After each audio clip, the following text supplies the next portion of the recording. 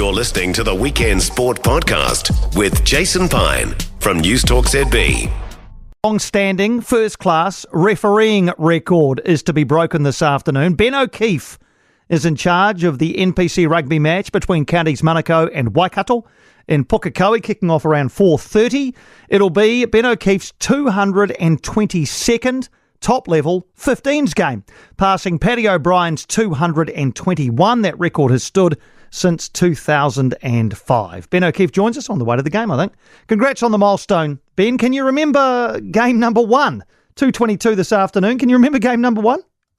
Yeah, thanks, Piney. Game number one was a long time ago now, but I do remember it. It was on the West Coast. I was doing a Heartland game, and I was pretty young back then, and still learning my trade and craft. But it almost didn't go ahead because of the weather, and I think there was a bit of hail, and but there was nothing stopping me getting on that field to do that match, and there's been plenty more since then. So no, it's been awesome. I'm really grateful. So 222 and counting this afternoon. How much does this milestone mean to you? The fact that you'll be, the highest, highest controlling referee in New Zealand history. I think it mainly when I realised that I was going to reach that milestone this week, it just makes me reflect on the referees that have gone before.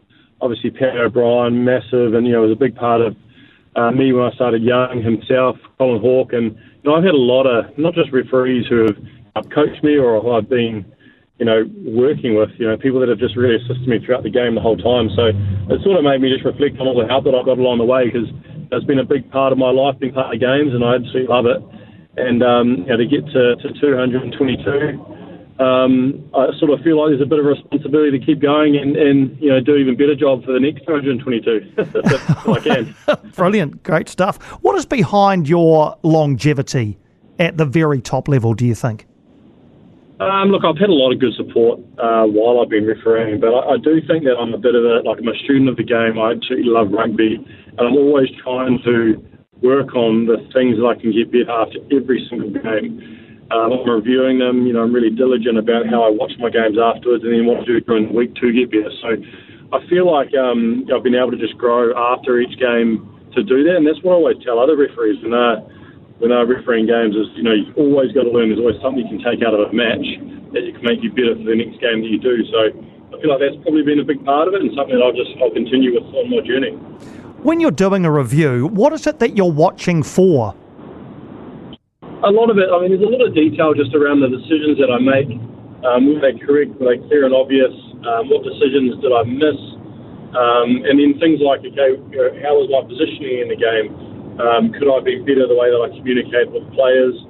Was that a correct escalation process to be able to give a yellow card? So all these things that make a game understandable, not just for the players, but for the the spectators and people watching the game as well. I want it to be really clear to them how I'm officiating and controlling the match. And amongst those 222 or 221 up till now, you've controlled some massive matches, Rugby World Cup semi-finals. Do you still get a buzz out of refereeing provincial rugby? Oh, absolutely.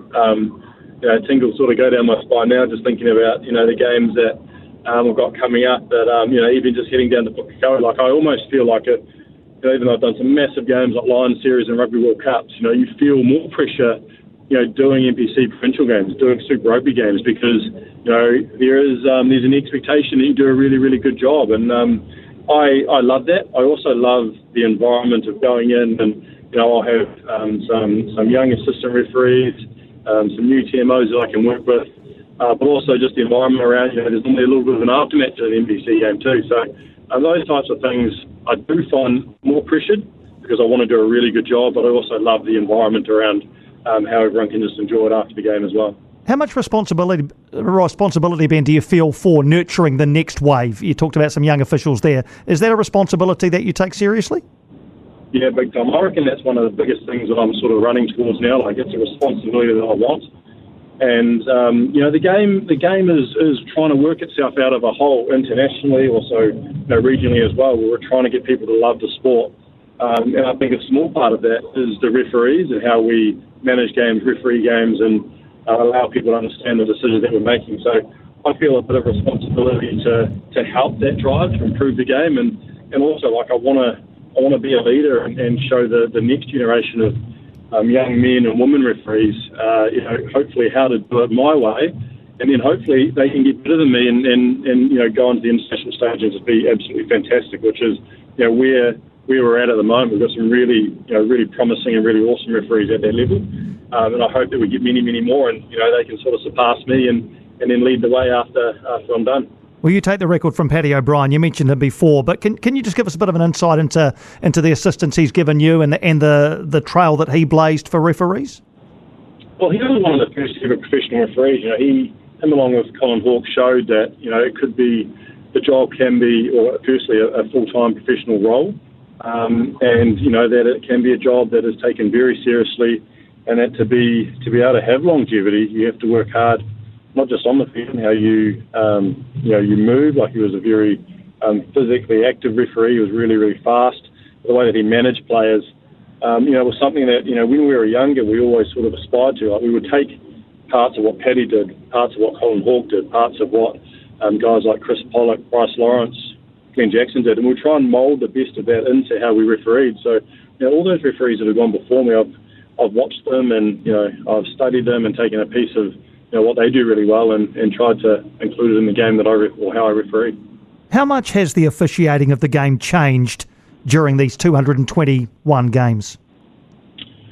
Yeah, well, look, if I think back to right at the start, we go through just the number of camera angles that are there in the games, the use of the TMO and the protocol around what the TMO can come in for and what they can't come in for, and even more recently, just the law changes to try and make the game faster, also safer for players. So all of that has helped, I think, the game grow into the right direction, and it's going to continue to do that. And what I love is that over the last few years, players, coaches, key stakeholders in the game have also been collaborating with referees to try and make that game better for everyone too. So I think it's changed a lot over the 222 games. I can remember I've felt the change.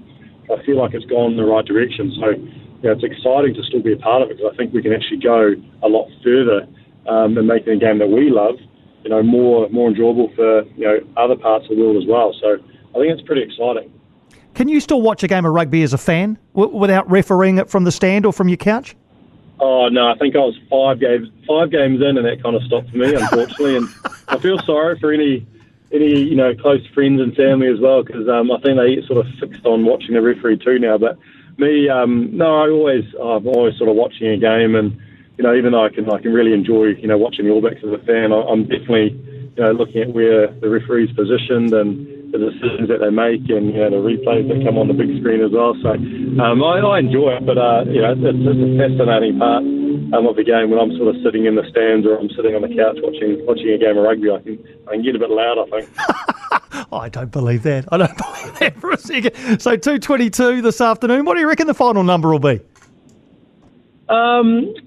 Look, I don't know. I think I'm 35 now, and if you look at sort of the age of some of the top referees that sort of continued into their sort of late 40s, I'd love to continue for another few World Cups. Obviously, we've got a World Cup coming in Australia, the US after that, and then potentially after that as well. But look, the body's really good right now.